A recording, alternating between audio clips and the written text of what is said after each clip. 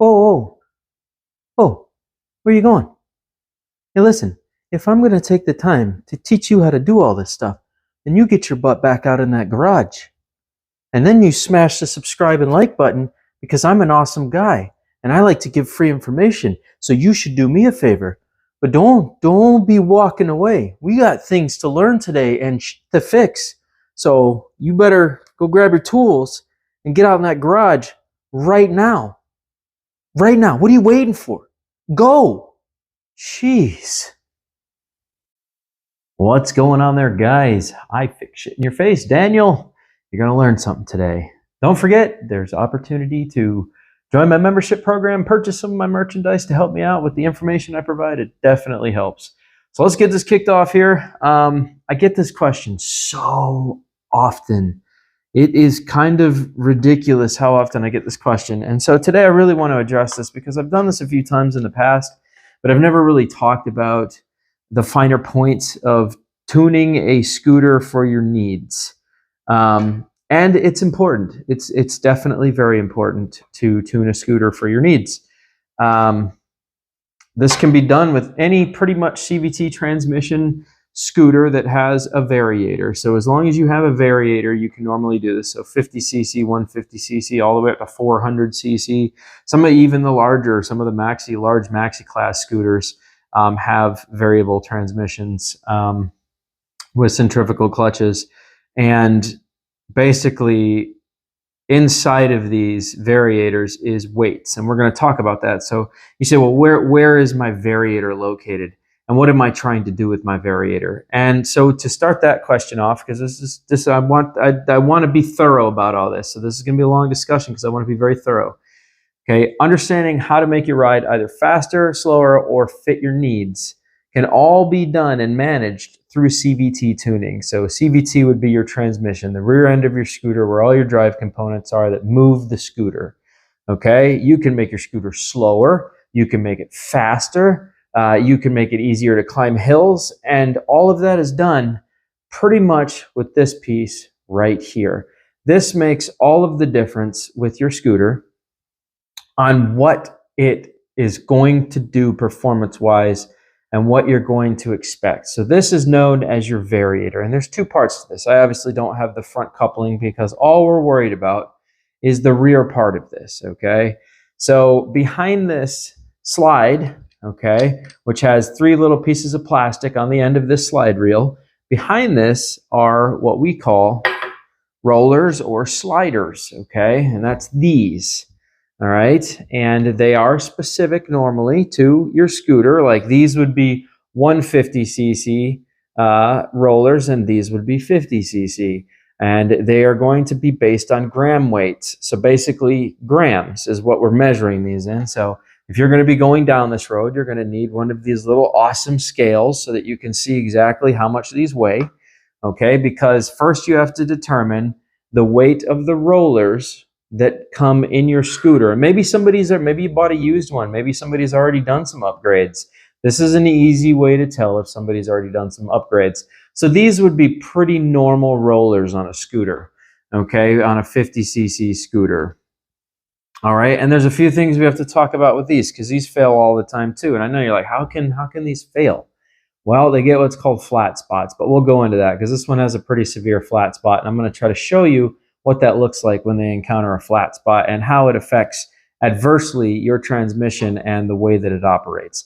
But first, let's talk about this. So we've got your variator. This piece right here determines what your RPM range is on your scooter. Okay, so scooters normally come with a stock weight. I would say most 50cc's come with around 5.5 gram rollers to 6.5 gram rollers. Normally you won't find them bigger than that. This one is still in pretty good shape, so we'll weigh this. This is a stock roller. As I suspected, this one's coming in at 5.5 grams. And I think the highest stock rollers I've really seen on a 50cc were 6.6. Outside of that, normally anything beyond that or under that is going to be modified by somebody else. So somebody purchased the scooter and made some mods to it themselves. Okay, so we know that this current variator, if I was to pull this slide off, and just set this aside. Just be careful because there's 3 little pieces of plastic that come off there. If I look inside here, you can physically see, I can physically see there are rollers inside here, and you can see what they do. If I just roll this back and forth, as the belt turns, it will expand the variator, causing these weights, and what pushes the variator apart or expands it is this starts to spin, and these start to push outwards, which makes this, or the variator, open and close, allowing the belt to travel higher or lower on the variator, which would be on the front of this. So the belt would travel up this or down this based on how wide this is opening or closing. This is going to determine your speed.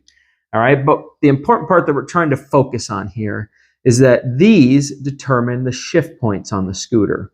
So if these are 5.5 grams, so if I take these out, 6 of them in here, I say, okay, I have 6 of these, they're all 5.5, all right? And I know with 5.5 gram rollers, the top speed on my scooter that I currently can get is, let's say, 35 miles an hour, all right? Maybe just touching 40, okay? And you go, okay, I'm having a problem with takeoff. I don't have enough takeoff. I feel like I'm being run over by cars or traffic when I go to take off. All right, and that's with 5.5 gram rollers. All right, so what I would do is go, okay, well, what if I was to eliminate 3 of these? All right, and say, okay, let's say I could install these. I can't, but let's say I ordered a set of heavier ones. So if I had 3 5.5s, and let's say I decided to do 3 6.5s, then when I reinstall these, I just have to make sure that the 5.5s are going across from each other. What we're aiming to do now is either increase the weight or lower the weight. By increasing the weight, I'm actually going to make slower speed, slower takeoff, but higher top end speed, all right, because it's going to allow the variator to open. So if we're trying to, let's say, pick up some speed, then we don't want to go up in weight. We want to go down in weight. So we'll keep half of our rollers. Let's say we keep half. So I say, okay, I'm going to keep half of my 5.5s. I can install, because there's 6 of them that go in here, I can install 1, 2, and 3, keep them in a tripod shape. So we'll go, okay, we're going to keep 3 of these 5.5s. All right, but now we need to go lighter, okay? So I have the 5.5s across from each other. So I go, okay, if I have 3 5.5s and I'm not getting quite the amount of takeoff that I want, then what do I need to do? I need to reduce some weight. Okay, so if we're going to reduce some weight, then we're going to need to fill these slots with lighter rollers than I currently have in here. So if these are 5.5, let's say I went, okay, I want 3 4 gram rollers.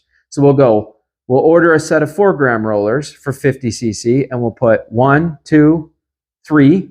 Okay, so we'll have 3 4 gram rollers, and then we'll have 3 5.5s, and they all need to be identical and across from each other. So your 5.5s need to all match in the same shape, and your other ones need to be identically across from each other. That way, the variator is balanced. But what's going to happen is, because you've decreased the actual weight that's in the variator, it's going to allow the variator to kick in sooner, okay? So what'll happen is, you'll go to give it RPMs, and because there's less weight in here, the variator can spin faster on takeoff, causing the scooter to lock up and go faster out the hole. Thereby, you're not getting run over by cars, okay? So if we were looking to pick up takeoff speed, all right, then we would want to go lighter. But if we want less takeoff speed and a higher top end, because let's say cars in your area travel at 50 miles an hour, and you want to at least try to get to 40 or 45 miles an hour, then we're going to increase our weight size. All right, so you can leave 3 5.5s, and if we know we have 3 5.5s and we're trying to go faster on top end, then we're going to get 3 of these that weigh more than my 5.5s. So let's say these are 5.5. Let's go up a gram a piece. Let's go 6.5s or 7 gram rollers. So we'll go 7, 7, 7. And they all need to be directly across from each other. Now what's going to happen is your takeoff will be a little bit slower, but it'll adjust your RPM range. So when you get to what normally would be your top end speed for RPM range, it's actually going to go further than that, because the wider that this can open, the variator, the higher the belt can travel. So if we had a few heavier rollers or sliders in here, what would actually happen is the variator would be able to open wider, allowing the belt to travel either further or lower, okay? And this will produce a higher top end speed because your RPM range can actually go higher than it was intended to, all right? Which will give you a higher top end speed because it's allowing the belt to travel higher on the variator, if that makes any sense. So to simplify this, and I know that this is probably kind of complicated, right? I'm jumping in and out of weights here, guys. I'm saying that you can completely do away with the stock ones, all right? So if you really want me to simplify this, let's just completely do away with the stock roller. So all 6, let's say this is 6, all 6 stock rollers are right here. And I'm looking to go faster. I want a higher top end speed, all right? And I don't want to mix and match weights. Cool. So then you want to make small adjustments, all right? So if with 6 5.5 gram rollers, all right, because we're going up, we want our variator to be heavier. We want the rollers in there to be heavier, or the sliders in there to be heavier, so the belt can travel higher at top end speeds. And so we want to gain some top end, right? So we're going to get rid of, let's say this is 6. We're going to get rid of all 6.5 or 6. We're going to get rid of all 6 rollers that are 5.5 grams, and we're going to bounce up to 6.5 grams. Now, that's a big fluctuation. If you're putting 6 of those in there at 6.5 a piece, that's a big fluctuation. All right, you're probably going to get a lot slower takeoff, which is why I preferably like to mix and match weights. All right, going up complete solid numbers with all of them, I tend to notice is actually a lot of work, extra work on the scooter. So I like to mix 3 and 3 normally when I'm doing this, whether it's a 150 or a, let's say it's one of my big maxi class scooters. I normally will try to mix half the weights. I don't like to switch them all out to just one size. I like to, switch in and out of weights. So 3 and 3 is normally what I'll do. 3 heavier, 3 lighter, 3 stock.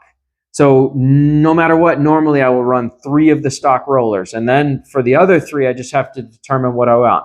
Do I want a higher top end? Then I'm going to go with slightly heavier weights than I currently have in my stock for the other 3. If I want faster takeoff, but a lower top end, then I want to go down in weight. I want smaller ones. So if I have 5.5s, I want to go down to 4 grams or 4.5s. Okay, does that make sense? So the other 3 will be half down, or the other 3 will be half up, depending on what I'm looking to do.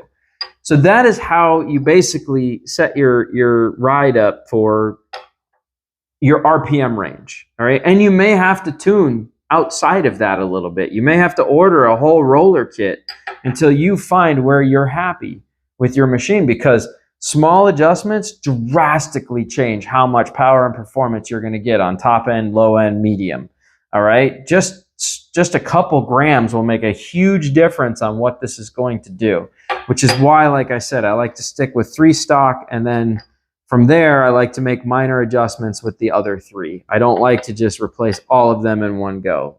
It's not, I don't know. You'll understand. If you do this for yourself one time, you'll understand. I hope that helps you, though. So to recap, because this might have been slightly confusing for you, to recap, right? Increasing your weight gives you a higher top end speed.